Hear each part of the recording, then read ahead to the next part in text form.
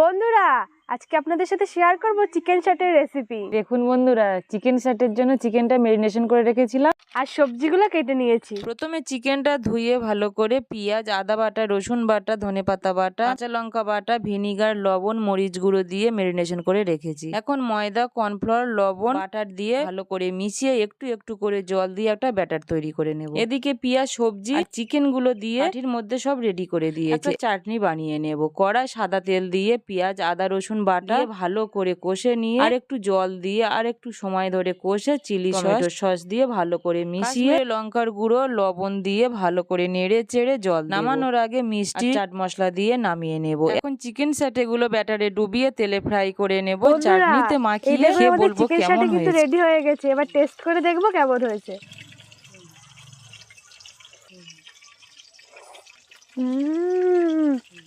খুব সুন্দর হয়েছে।